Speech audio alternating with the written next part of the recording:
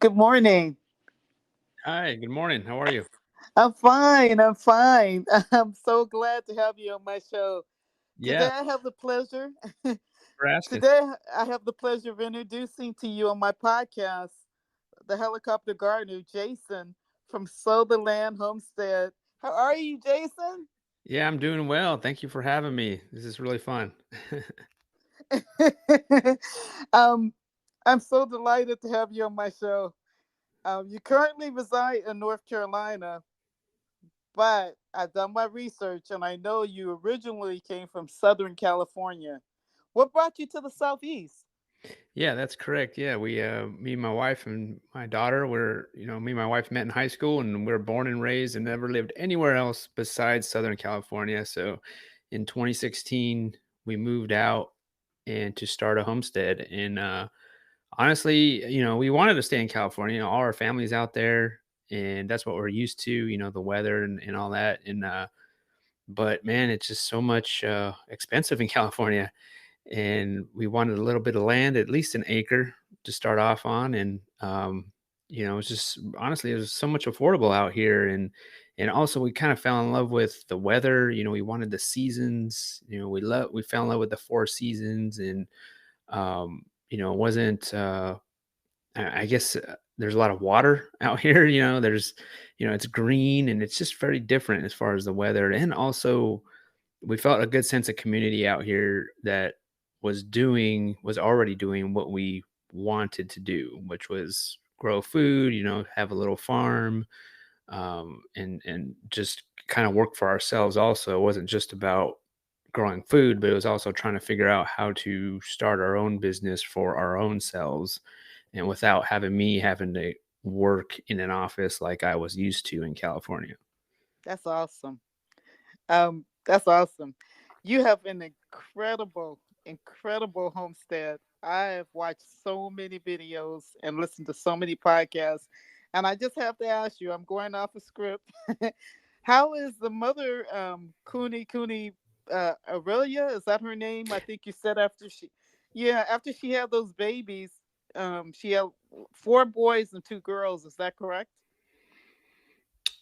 Yeah, so we raise Kuni pigs, and which is a more heritage, slow growing, smaller pig, but I believe they're the perfect homestead pig. If you have a small homestead, they're the pigs to get because they're very gentle.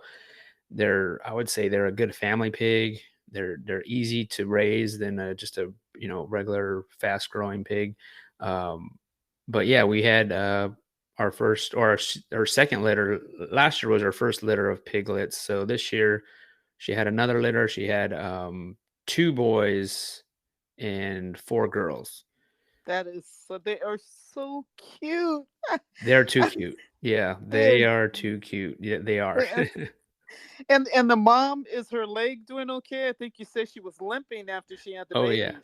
Yes, for some reason, I don't know, like right that week she was gonna have the babies, one of her legs was you could tell it was hurting her, or she was like favoring it, and so she was kind of limping.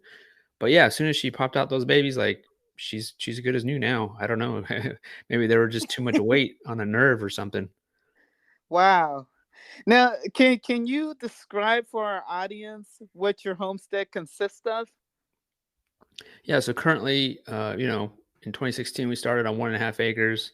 We lived there for about 6 years just to kind of see if we enjoy doing these things because we weren't this is not what we were used to growing up, and didn't never really grew food and raised animals. So 6 years on 1.5 acres, we fell in love with the whole idea of it. And so after that we outgrew that, and then now 2 years ago we moved to our 14 acres where we live now. And currently we have let's see, we raise pigs. We have well, now we have about 40 egg layer chickens, Wow. and we usually raise about 150 broiler chickens, which are meat chickens, for basically for ourselves. And we do that a year, like about 150 a year. And we're pasture based, so which means we move everybody around. We have these movable nettings, we have these movable chicken coops and movable pig shelters. and we just kind of move everybody around because what we're on is it was an old horse property. So for some reason, horses, they really compact the land and the ground, and they really just get it to where it's just dirt. So we're using all the animals to for their fertilizer. So that way we're moving them around, and from what it was 2 years ago to what it is now, it's night and day. I mean, it's hard to portray that in a video, but honestly, like, we have really good grass growing now. I mean, we're still working at it, but it's a lot better than what it was when we first moved. Um, we have some barns here that are helping us too, where we do we started doing workshops out here, teaching people how to do stuff, and yeah, I mean, we our first year we moved here, we raised a couple steers, um, and we had Wow. and just this is what we wanted to do. We wanted to get out of the 1.5 acres to raise larger animals and to Okay. see how that works and to see if we like doing it and to see, we're kind of ready to level up, I guess you could say, uh, and then raise the larger animals. I think we might get some sheep this year. Um, I'm almost done, but I'm currently building, reestablishing electric perimeter fence around our pastures, um, because, just to contain the animals and to prevent critters from coming in. Right. Right. Right. I was gonna ask you what interests you in farming, but you kind of already answered that. You were familiar with North Carolina. You knew it was beautiful out there. You had family out there. I've heard North Carolina is beautiful. I'm gonna have to visit. Yeah, I mean, we don't we when we moved out here, we didn't have no family. Oh, no family? No, we didn't know anybody out here. Wow. We just well, we knew a couple that was out here that had just moved out, and they would tell us about the area. And I mean, honestly, the furthest that both of us have ever been was New Mexico, the furthest east. We'd never even been out on the East Coast before. Didn't know how the weather was. Everyone talks about humidity and all that stuff, but we really didn't know how it was. And so we vacationed out here initially, like for a week, and that's when we really fell in love with the area. And then the next following year, I just flew out by myself and saw like 12 different properties on a weekend, and we bought one, which was the 1.5 acres. And our goal was, I wanted to get out of my office job, which I did for 17 years, and now we wanted to again figure out how to work for ourselves and grow food and just kind of just be happy and healthy as a family. That's awesome. And you taught yourself everything? Yes. Yeah. That's incredible. After watching your videos and listening to your podcast, oh, they are such awesome videos. I Yeah. I can mean, tell you I can tell you enjoy what you're doing. I'm so glad I found your channel. oh yeah, Um, yeah, we love it. Yeah, I mean, like I said, like, we felt a good sense of community here, and there's a lot of good people in the community that also, kind of showed us how to do stuff too. It wasn't just all in my head, but after just that's meeting awesome. folks and just neighbors and stuff like that, people are just so helpful and nice out here. That's awesome. I know I heard on one of your videos you said how they just welcomed you in. Oh yeah, Their kindness was just, it sounds like it was just overwhelming. it I'm so was. glad. Mm. Okay, so what's the most rewarding aspect of homesteading, and what's the most challenging for you at this point? I would say the most rewarding is definitely just working together as a family towards a common goal. We're always home. We're always together. Me, my wife, and now 12-year-old.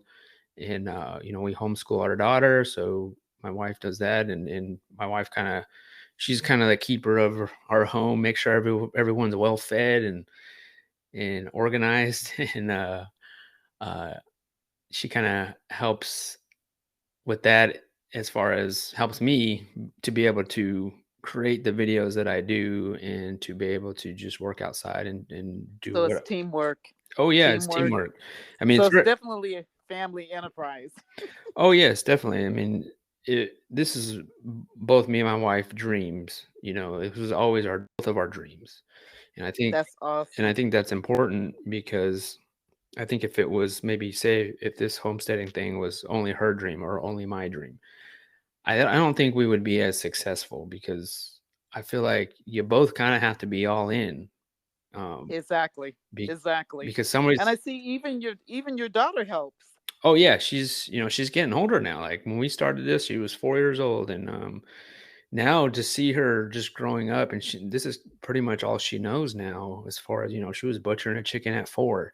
Like she's in the garden and she's helping us. When we do workshops, and I mean, she's very much involved now. And just to see that transition as she gets older, like she's out there shoveling wood chips and shoveling soil. She's like a strong girl now, and I saw that. I saw her preparing the potato beds. oh yeah, yeah, it's amazing. It's amazing to see that, and that's very satisfying and rewarding, and not to mention that growing your own food is so satisfying, especially when you see that seed grown in the ground. When you plant that first seed, whether it's tomato plant or whatever, to see that grow in that process, and then you pick that tomato, and then you It's prepare a it. joyful Yeah, experience. Joyful. you prepare it in the kitchen and you have it with your family. You sit down at dinner with your family, and that whole process is so rewarding and satisfying.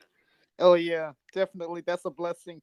Um, Uh, but as far as so I'm sorry. go ahead. Well, I mean, No, go ahead. as far as the challenging, um, challenging is when we moved from 1.5 acres, when we moved from the city to 1.5 acres to now 14, that has been a challenge because 14 just seems so much bigger, and it's It's a lot of land. it's overwhelming, honestly.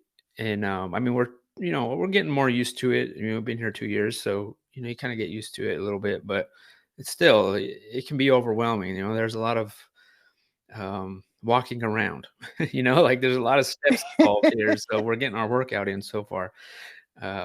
But it's just trying to figure it all out on how we want to do things, and this fencing is kind of it's been challenging because it's a permanent fencing. So trying to figure out where you want it, and also trying to establish the important things, trying to be mindful of fencing's important, water is important. How are you going to get water to your animals when it's further away from where the hose and the main water is? That has been a challenge. So we've are developing rain collection systems that we have here that are further away, that we can't get, that we have no power to, but yet we could save this rain that we always get. And trying to use that, That's thoughtful. use it. That is thoughtful. Oh yeah, using that for our animals and in that way. So just trying to figure out on how everything's going to work. And my goal here is to, as the years go by, is to hopefully make the most efficient homestead I can possibly do as the years go on. I can see you're on your way. I mean, in one of the videos, um, when the Cooney piglets were born, you were really concerned because I think your wife and you were worried that they were going to have the babies on a very cold night. So you went and you got a lamp, a heater, Yeah. and you. I mean, just it just takes a lot of work and a lot of thought. Oh yeah. I can just yeah, I can tell that you're coming along. I am just I'm blown away by your homestead. It's awesome, awesome. Uh, I even showed my husband. I said, "Look at these piglets! Oh Yeah. my Yeah. god, They're pretty cute. They're pretty awesome pigs. they're so cute." Okay, so you have a couple of YouTube. Well, you have a lot of YouTube videos. You have a podcast.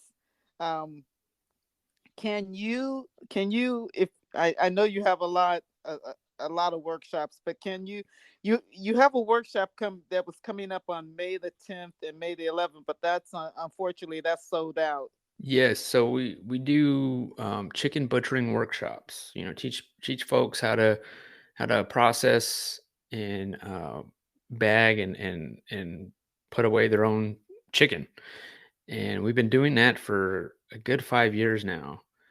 Wow. And so this year, yes, the May one is sold out, and they sell out pretty quick. So that's why I tell folks to sign up for our newsletter if they can, because that's how I notify people. and they could do that on our sotheland.com website. And so we usually do about 6 workshops a year. So Okay. we still have 4 more workshops, at least 4 more workshops that we're going to be doing this year. So people still have a So if chance. people go to your website, they can catch all the dates. Oh yeah, yeah. Everything's on our website. Again, like a newsletter is the best way to get notified, so that way you won't miss it. Okay. Okay. So, um, you've got many social media platforms, and the main thing you tell people is just to go to the website to get the information. Oh yeah, yeah. Okay. Okay. People can follow you. They can purchase your products. I know you have a store. Yeah, we have everything's on our website. We sell like merchandise and stuff, and then I also create plans. Like if I'm building a chicken coop or anything I build, I also make a plan for, so people can also build it themselves if they wanted to. Um, and then also we have an online classes that we've created with, if you can't attend a hands-on class and you want something that's, you can watch all these YouTube videos, you can watch, everything's on YouTube, all this information. But, if you want one place to look so you don't have to be scouring a bunch of videos, we have these online classes that we created, which has everything there. It's just all education of how to process a chicken, and then we also have pig processing online class on there as well, which comes with downloadable PDF guides and Awesome. separate just other standalone videos that will walk you through the process of doing all that. I think that is so awesome. I'm gonna probably go in there and buy a couple of plans myself. I know you are a very busy man. I can tell. I really, I really appreciate the time you took for this interview, and I thank you so much for sharing your time with me. I hope that at some point in the future, I can do a live streaming and get you back on the podcast so I can see how far the homestead is coming, how it's developing.